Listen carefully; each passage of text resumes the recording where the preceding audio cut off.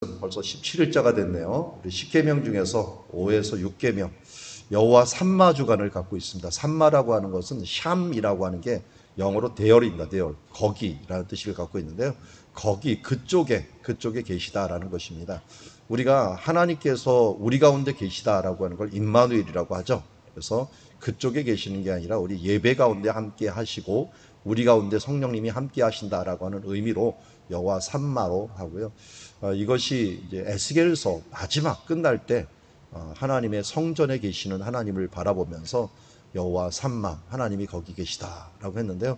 우리 성전 가운데 계시는 우리 하나님, 우리 예수 그리스도 성령님께서 우리 가운데 풍성하게 하기를 원하시고, 십계명을 좀 또 다른 시각으로 우리 지금 보고 있어요. 십계명을 지키라고 하는 그런 시각이 아니라 하나님과 우리의 관계를 회복하고자 하고 더 발전시키고자 하는 하나님의 그 의도를 가지고서 오늘 십계명을 보기를 원합니다. 그래서 어떤 것을 지켜갖고 하나님의 백성이 되는 게 아니라 이제 너와 나가 하나의 이 공동체가 되었고, 나는 내 아버지가 되었고, 너는 내 자녀가 되었고, 나는 내 남편이 되었고, 너는 내 아내가 되었으니 우리가 이 계명을 가지고 화목하게 지내보자라고 하는 하나의 장치를 우리에게 주셨다 하는 면에서 십계명은 굉장히 사랑의 계명이다 하는 것을 알 수 있습니다. 그래서 예수님도 계명을 압축할 때 어떻게 했습니까? 사랑이라고 하는 단어로서 압축을 했습니다. 그래서 하나님 사랑, 이웃 사랑이라고 하는 것으로 압축을 했듯이 1계명부터 우리가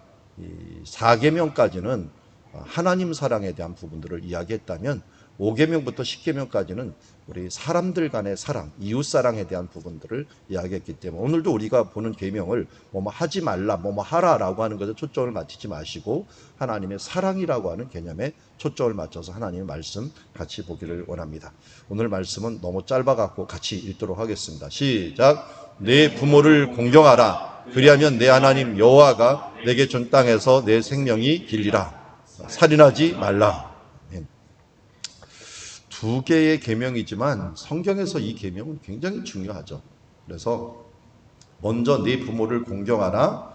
그리하면 내 하나님 여호와가 내게 준 땅에서 내 생명이 길리라 라고 했어요. 길리라고 했는데 이 부분이 신명기로 가면서, 신명기는 한마디로 이런 거예요. 1세대가 있고 2세대가 있고 3세대가 있어요. 우리가 1세대는 뭐 할아버지라고 하면 2세대는 나라고 생각하고 3세대는 우리 아들, 자녀라고 생각을 하다면 우리 부모님 세대라고 할 수 있는 이 지금 출애굽 세대는 출애굽 때 나올 때 20세 이상이 된 사람들, 20세 이상이 된 사람들이 1세대고 20세 이하부터 광야에서 태어나 갖고 자란 사람들이 신명기를 받을 때에는 2세대입니다.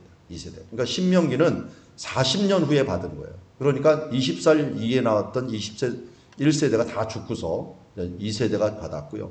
이 2세대가 신명기를 받고 뭐까지 했냐면 가나안 정복까지 다 끝내요. 정복까지 끝내고 분배를 다 받았어요. 이제 3세대는 어디야? 사사기를 시작할 때가 3세대예요. 3세대. 그래서 사사기를 시작하는 3세대가 되는데 2세대는 어려서 말씀을 받거나 아예 태어났을 때 말씀을 받은 적이 없었던 사람들이에요. 그래서 모세가 죽기 전에 2세대에게 주신 말씀이 신명기예요. 그 신명기를 보면은 그들에게 좀 더 풀어서 이야기하는 부분들이 있어요. 앞에 분명히 뭐라고 얘기했냐면 내 부모를 공경하라. 그리하면 내 하나님 여호와가 내게 준 땅에서 내 생명이 길리라 했죠. 그런데 이 신명기 5장 16절에서는 비슷한 것 같은데 조금 틀려요. 같이 한번 읽어볼까요? 시작. 너는 내 하나님 여호와께서 명령하신 대로 내 부모를 공경하라. 그리하면 내 하나님 여호와가 내게 준 땅에서 내 생명이 길고 복을 누리라. 아멘. 자, 보니까 뭡니까? 생명이 길다라고 하는 것들은 앞에서는 뭐라 했어요? 내 생명이 길리라고 했지만 고단 플러스 알파를 합니다. 뭐랬어요?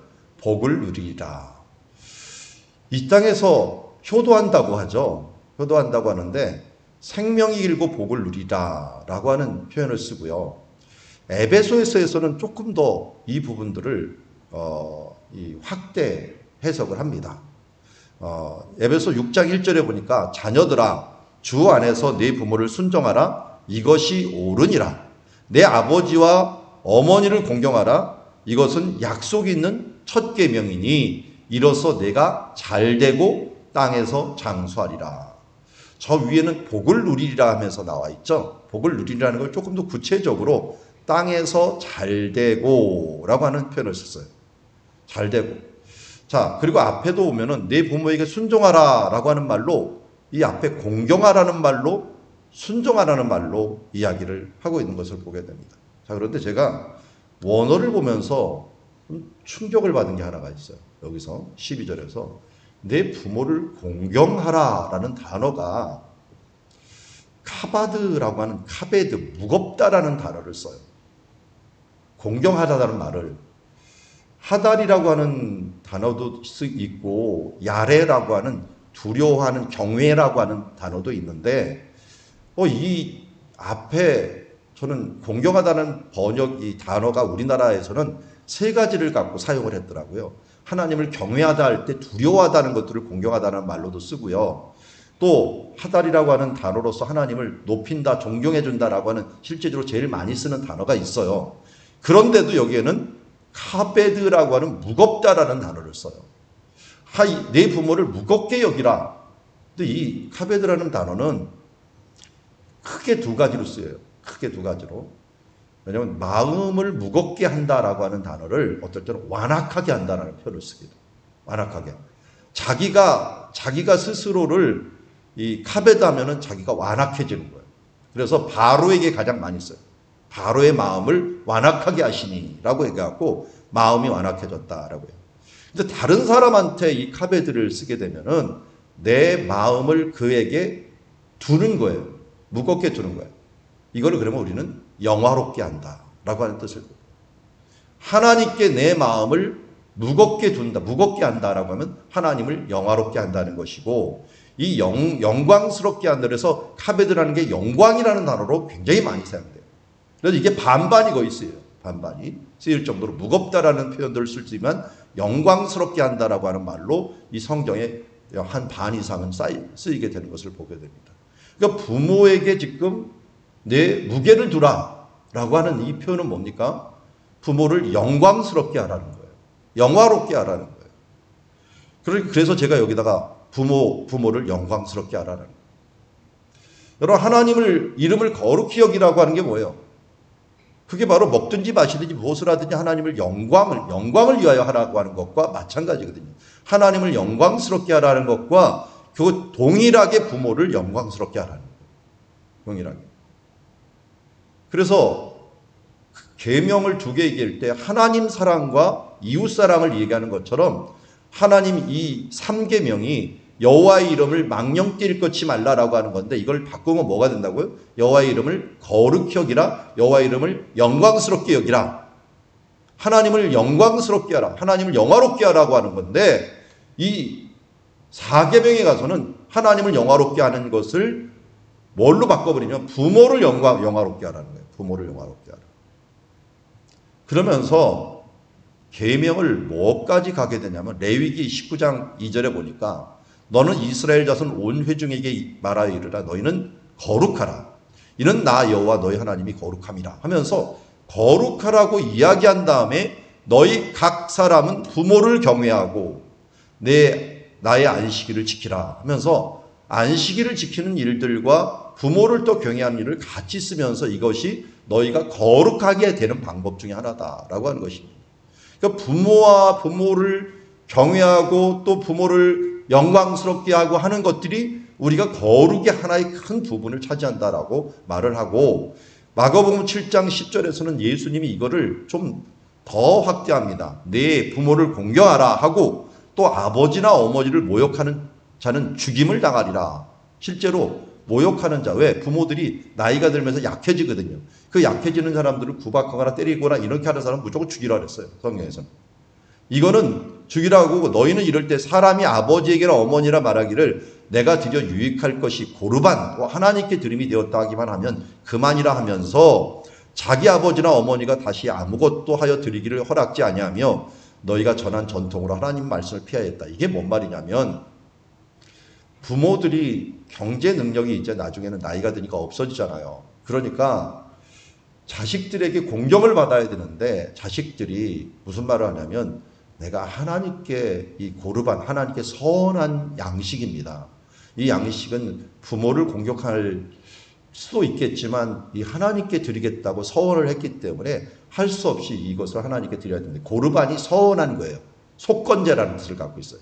속건제로서 하나님께 드려야 될 것이기 때문에 부모님께 못 드립니다 라고 하면은 하나님 우선이니까 부모님께 안 드려도 된다 라고 이들이 전통을 정해놓은 거예요.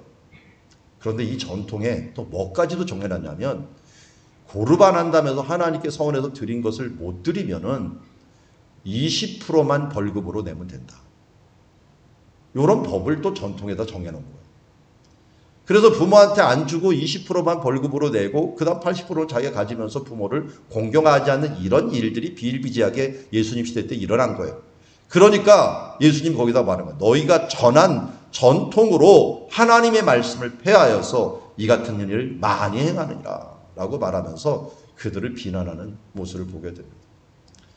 그러니까 하나님께서 하라고 하는 말씀을 이 시대의 다른 걸로 이게 교묘하게 빼갖고 이것을 변질시켜버리는 것. 우리가 어제도 보았지만 안식일을 어떻게 지킵니까? 라고 하는 것보다 중요한 게 뭐라는 거였어요? 안식일의 정신이 무엇인가 하는 거예요. 모든 것이 하나님의 것이고 하나님께 먼저 드리고자 하는 그 태도. 우리 일주일의 예배가 마지막이 아니라 우리의 처음이라고 하는 사실들을 잊지 마셔야 되고요. 우리의 삶에 하나님을 경외하고 하나님을 예배하는 것이 우리가 힘을 다 빼고서 드리는 그런 시간이 아니고, 그때가 정말 이제 쉰다고 해갖고 힘을 다 빼갖고 드리는 시간이 아니라 바로 이 날이 하나님께 기념하는 잔치의 날이요. 그래서 잔치를 준비하는 날이 우리가 일주일이 된다는 것을 잊지 말아야 돼요. 그래서 일주일 동안 열심히 잔치를 준비해갖고 우리가 잔치를 하나님께 드리는 날이 주일이 돼야 되는데, 우리가 세상에서 잔치 다 버리고 나와갖고 이 땅에서 이 교회에 와갖고 기진맥진해갖고 예배 드리는 게 우리가 예배가 아니라는 거예요. 최대한을 준비하고 주일날 예배 드리기로. 그럴 때는 어떻게 돼요? 이런 마음 자세만 있으면 사랑은 모든 허물을 덮는다고 했어요. 하나님께 그의 나라와 의를 구하는 사람들은 모두 자유입니다. 내가 열심히 준비하고 최선을 다해 준비했느냐? 그러면 자유해라 라고 하는 거예요. 우리가 예배 드릴 때 와서 힘들고 졸고 하는 것들은 참 제가 볼 때는 안타까워요. 얼마나 힘들면 저렇게 할 것인가 라고 했지만 한편으로는 좀 서운해요. 왜 예배에 우선순위를 두지 못할까? 힘은 세상에 다 빼고 왜 하나님께 처음 힘을 그곳에 드리지 못할까? 힘을 다 집중해서 하나님께 드리지 못할까 하는 면에 있어서는, 하나님 편에 있어서는 좀 안타까울 때가 있습니다. 여러분, 말씀이 우선이고 하나님을 섬기는 게 우선이고, 그 말씀에 보면 부모 공경이 사람들 관계에서 첫 번째가 되는 일이에요. 왜 여러분 부모 공경이 하나님께서 이렇게 이 장수의 복, 그러면 땅의 형통 이런 복을 주고 아예 그렇지 않으면 모욕하는 자는 죽임을 당한다라고 하는 이런 말들을 쓸까요? 하나님이 계시고 우리가 계시는데 우리가 하나님을 알아가는데 어려서 하나님을 알기는 너무 힘들어요. 이미 우리는 알게 된 사람들이 알려주는 것들이, 그 일들이 너무 중요하고 이 중개자가 굉장히 중요하죠. 중보자. 우리에게도 중보자 예수님이 중요한 것처럼 이걸 소개해 주시는 분이 필요한데, 이 소개를 누가 해주느냐? 부모가 해줘요. 대리인이라고 하죠. 우리는 대리인으로서, 하나님의 대리인으로서 하나님께서는 이 땅에서 1차적으로 세우는 게 부모님이에요. 그래서 부모님을 통하여 그 사랑을 베풀어 주시고, 이 부모의 사랑을 통해서 뭘 배우라냐면 하나님의 사랑이 이런 것이구나 하는 것들을 우리는 어렴풋이나마 배우게 됩니다.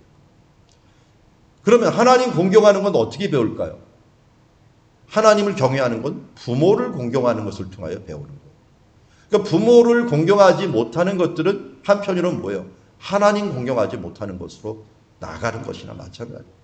보이는 부모에게 공경하지 못하는 사람이 어떻게 하나님을 공경할 수 있는가? 다른 말로 바꿀게요. 여기 앞에 있는 것처럼 보이는 부모님을 영화롭게 하지 못하는 사람이 어떻게 하나님을 영화롭게 할 수 있겠어요? 하나님께 영광 돌린다라고 말은 하지만 보이는 부모님들에게 영광을 돌리지 못하는 사람이 어떻게 보이지 않는 하나님께 영광을 돌린다라고 얘기를 하겠어요? 보이는 형제 자매들에게 사랑하지 못하는 사람이 어떻게 하나님을 사랑한다라고 얘기할 수 있겠어요? 하나님께서 우리를 사랑하셨기에 그 사랑을 사람을 통하여 우리에게 주시기도 했고, 우리가 하나님께 증명하는 방법, 하나님께 영광 돌리고 착한 행실을 통해 하나님께 영광 돌리는 일은 무엇입니까? 소자 하나에게 냉수 하나를 대접한 것들이 그건 뭐라 그랬어요? 나에게 한 것이다 라고 얘기를 하고 있습니다. 우리가 보이는 사람도 못하는 사람은 가짜입니다. 이거는. 아무리 하나님을 영화롭게 한다고 하지만 우리가 삶 속에서 보이는 것도 못하는 사람이 어떻게 보이지 않는 것들을 행한다라고 할 수가 있겠어요? 마음으로는 그렇다고요. 마음이 가득 가서 입으로 나오고, 입으로 나오는 이 마음의 생각들 위에 행동으로 나오게 돼 있거든요. 어쩌다 실수할 수는 있겠죠. 그러나 지속적이다고 하는 것들은 그들의 마음이고 그 태도라고 할 수가 있습니다. 그래서 우리가 부모 공경, 부모를 영화롭게 하는 일들은 바로 하나님을 영화롭게 한다는 것입니다. 어제 제가 김장을 했습니다. 제가 김장을 한 게 아니라 제 사모가 김장을 했는데, 제가 옆에서 허드렛 일을 도와준다고 하면서 허리가 끊어지는 줄 알았습니다. 그래갖고 제가 저녁에 강의가 있을 때 막 와갖고 할 수 없이 저녁에 강의를 하니까 이 몸살 기운이 드는 거예요.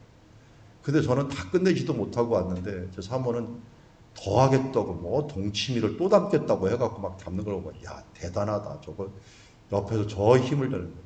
거기다가 또 집에 도착했더니 요걸 또 한 바가지 얻어먹었어요. 왜 차를 가져갔느냐? 그걸 다 끝나고 8시를 넘어갔고 제 어머니에게 이 김치를 또 담아갖고 갖다 드린다고 그걸 출발하려고 해서 차를 내가 가져와 버린 거예요. 그러는 바람에 차를 왜 가져갔냐 하면서 잠잘 때까지 구박받다가 제가 잠을 자버렸어요.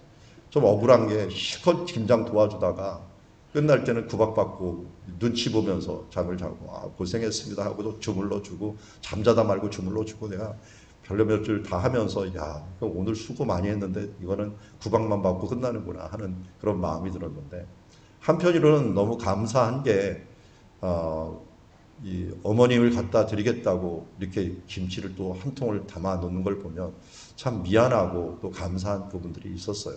제가 하지 못하니까 제 사모가 대부분 다 뭐 부모님한테도 전화할 때도 저는 안 하는데 제 아내가 맨날 일주일에 한 번씩 전화를 하면서 안부를 전하는데, 가끔 저보고 하라래요. 근데 저희 어머님이 받자마자 야 애미 바꿔라 라고 하면서 저하고는 통화를 아예 안 하려고 해요. 하도 재미가 없다 보니까 별로 뭐 어머니 괜찮으세요? 뭐 이렇게 하다가 보면 이 얘기가 길어지지 않다 보니까 아내가 대부분 대신 하고 있는 것을 보게 되는데, 이 부모를 영화롭게 하는 일들을 위해서 몸이 힘들더라도 뭔가를 해드리려고 하는 이 부분들을 볼 때 제가 좀 감사하고 하는데요. 마음으로는 그래서 저는 이상하게 그런 생각을 하고 있어요. 부모님 말은 무조건 순종이다. 저 어떨 때는 제가 주변 제 아내한테도 뭐라고 하는데, 왜 부모한테 말을 못하고 이렇게 맨날 순종만 하고 있냐 하는데, 제가 이런 것들 때문에 내가 이게 습관이 들었나 봐요. 부모님들이 좀 모순적인 말을 하더라도 그냥 순종 해갖고 말하지 않고 그냥 여태까지 왔던 부분들, 이런 부분들이 아마 이런 부분들이 밑에 깔려서 할 수 있는데요.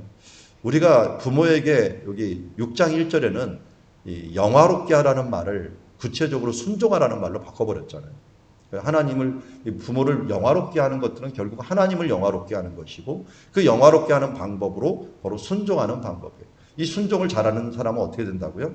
땅에서 잘 되고 그리고 장수하는 축복입니다. 형통과 건강의 축복이에요. 그러면 건강과 이 땅에서 잘 되는 것들은 부모 공경에서 나온다는 거 잊지 마시고, 나부터 잘하자. 좋은 경외의 모습을 보여주면 우리 자녀들은 알아서 따라가요. 그래서 우리가 좋은 모범들을 잘 보여주는 삶들을 살아야 될 줄 믿습니다. 이제 살인하지 말라라고 하는 말이 있는데요. 이거 살인하지 말라는 것도 좀 의미를 우리가 바꿨으면 좋겠어요. 미워하지 말라는 말로 바꿨으면 좋겠어요. 왜냐하면 여기 마태복음 5장 21절에 보면 옛사람에게 말한 바 살인하지 말라, 누구든지 살인하면 심판을 받게 되리라 하였다는 것을 너희가 들었으나, 예수님이 이거를 다르게 이제 의미를 해석을 합니다. 죽이는 것만이 문제가 아니다. 나는 너에게 이르노니 형제에게 노하는 자마다 심판을 받고 형제를 대하여 라가라, 이 미련한 놈이라고 하는 거예요. 공회에 잡혀가고 미련한 놈이라 하는 자, 라가가 미련한 놈이라가 라가가 바보라는 뜻입니다. 머리가 빈 사람이라는 뜻을 가지고 있는 게 공회에 잡혀가고 미련한 놈이라 하는 자는 지옥불에 들어가게 되리라. 이거 좀 대단하지 않아요? 살인하지 말라는 게 어디까지 확대가 되냐면 욕하는 것 갖고 해야 돼. 욕이 어디서 나옵니까? 마음이 가득한 것이 욕이 나오는 거 아니에요. 그러니까 마음의 문제로 먼저 들어가 버리는 거예요. 너희가 사람들을 향하여 미움을 가지고 무엇을 말하는 것, 미움을 가진 그 자체가 너는 살인이다 라고 얘기를 하는 거예요. 그러므로 예물을 제단에 드리다가 거기서 형제에게 원망 들을 만한 일이 있는 것이 생각나거든 예물을 제단 앞에 두고 가서 먼저 가서 성계하고 화목하라고 얘기합니다. 그 후에 와서 예물을 드리라. 그러니까 하나님이 일단은 제단에 드리고 나와야 돼요. 나와야 되는데 나오다가 기도하다가 하나님께서 화목해야 될 일이 생각이 나는 거예요. 그러면 온전한 예배가 되려면 어떻게 돼요? 화목을 하고 오라는 거예요. 미워했던 사람들, 이런 사람들 미안하다고 하면서 화목하고 나오라는 거예요. 그래서 급히 사하라. 그 고발하는 자가 너를 재판관에게 내어주고 재판에게 옥내에 내어줘 옥에 가둘까 합니다. 하면서 우리가 주님 안에서 화목하는 삶들을 살라. 그러니까 살인하지 말라는 것을 반대로 바꾸면 화목하라는 거예요. 하나님 안에서 화목하는 자로 세워라. 저도 이 말 때문에 정말 힘들었습니다. 한번. 참 어떨 땐 지금도 좀 나쁘끄러운 고백인데 제가 몇 번 얘기를 했을 거예요. 이스라엘에서 한 집사님이 있었는데 그 집사님이 목사님을 너무 힘들게 해요.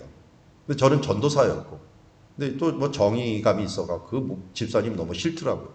옆에서 목사님을 담임 목사님 힘들게 하는 사람들을 싫고 미워갖고 제가 아내한테 막 그 사람 욕을 했어요. 그 욕이라는 게 뭐 대단한 욕은 아니고 안 보이는데 욕을 한 거예요. 아이고 그런 사람이 있어 이렇게 얘기했는데 그날이 금요일인데 금요 기도의 시간인데 그분이 온 거예요. 그분이 옆에 있고 제가 기도를 하는데 갑자기 이 말이 생각나는 거예요. 먼저 가서 형제하고 화목해라. 그래도 전도사하고 저분은 집사님인데. 그런데 생각이 나는데, 뭐 나이 차도 별로 안 나요. 근데 제가 이 말이 순종을 해야겠다 그래갖고 그분 앞에 가 무릎을 꿇었어요. 죄송합니다. 제가 집사님 안 볼 때 욕했습니다. 이 집사님 황당해 한 거죠. 황당해갖고 아니 그걸 왜 나한테 말하냐. 이 말씀 순종하느라고 제가 죄송합니다 이야기를 하고 그 다음에 미워하는 이 마음들을 풀어내고 그 다음부터는 그분하고 너무 친해지게 되었죠. 그래서 그분도 나중에 회개를 하더라고요. 회개를 해갖고 예수전도단 훈련을 들어갔다가 나오더니 사람이 확실히 확 변해갖고 그분이 이제 과거가 좀 안 좋아요. 한국에서 부도를 내고서 도망 나와서 사업을 계속하는 사람인데 BTS 훈련을 받고 나서 하나님께 회개하여 때려서 한국으로 와서 아예 감옥에 들어갔어요. 잠깐 빚을 진 것에 대한 대가를 치르겠다. 근데 당뇨가 너무 심해갖고 이분이 원래 감옥에서 돌아가시고 죗값을 치르면서 돌아가시게 되었고 남은 여집사님이 남아 계셨는데 제가 안식년에 갔을 때 그분이 이제 이스라엘에 있어갖고 그분과 함께 이제 사귐을 가졌던 일들이 생각이 나는데 이게 회개는 거룩한 전념이 있는 것 같아요. 우리가 주님 안에서 우리가 나도 모르게 그 사람들을 미워하고 나니까 화목을 빨리 해야 돼요. 화목하지 않으면 하나님과 화목을 보이지 않는 하나님하고 어떻게 화목한다고 얘기할 수가 있겠어요. 살인하는 것을 넘어서 우리가 미움을 넘어서 우리는 적극적으로 화목하는 삶들로 우리가 나가야 될 줄 믿습니다. 요한복음 13장에서는 이것을 예수님께서 뭐라고 바꿨다고요? 사랑으로 바꿨다 그랬어요. 계명을 사랑으로 바꿨고 요한복음 13장 34절에면 새 계명을 너희에게 주노니 서로 사랑하라. 내가 너희를 사랑한 것 같이 너희도 서로 사랑하라 말씀하였고 베드로전서에서는 이 수제자가 이 사랑의 말씀을 받고 무엇보다 뜨겁게 서로 사랑할지니 사랑은 허단 허물을 덮느니라. 죄를 덮느니라 라고 얘기했고요. 요한일서 4장 11절에는 예수님의 사랑하는 제자였던 이 요한은 사랑하는 자들아 하나님이 이같이 우리를 사랑하셨은즉 우리도 서로 사랑하는 것이 마땅하도다 하면서 이 사랑을 받은 사람들, 사랑을 깨달은 사람들은 살인 정도가 아니라 이제 그 마음 정도가 아니라 적극적인 살인을 뛰어넘는 적극적인 사랑을 통해 갖고 우리가 사랑의 아예 개념을 없애버리는, 그러니까 선으로 악을 이긴다는 게 바로 이거예요. 선을 바르고 이긴다는 게 바로 이렇게 나아가는 삶들을 살아간다는 것을 보게 됩니다. 말씀을 정리합니다. 오늘 부모 공경과 살인하지 말라라고 하는 이런 말씀을 보았지만, 부모야말로 우리의 중보자요, 우리가 영화롭게 해야 될 존재이고, 부모를 영광스럽게 하는 것들은 하나님을 영광스럽게 하는 이제 첫 단추다라고 하는 것을 잊지 말아야 됩니다. 이것을 행할 때마다 하나님께서는 계명을 주셨죠. 순종하라 하면 이 땅에서 잘 되고 바로 우리가 건강한 축복을 받을 수 있다. 그러니까 우리가 반대로 한번 생각해 봅시다. 땅에서 뭐가 되는 일이 없어. 우리 학생들도 시험을 봤는데 분명히 아는데 틀렸어. 엄마 아빠하고 싸운 적이 없는가 한번 생각을 해보고, 부모 공경이 뭔가 막혀 있는가 하는 부분들 우리 바라보면서 정말 공경하고 영광스럽게 하는 것.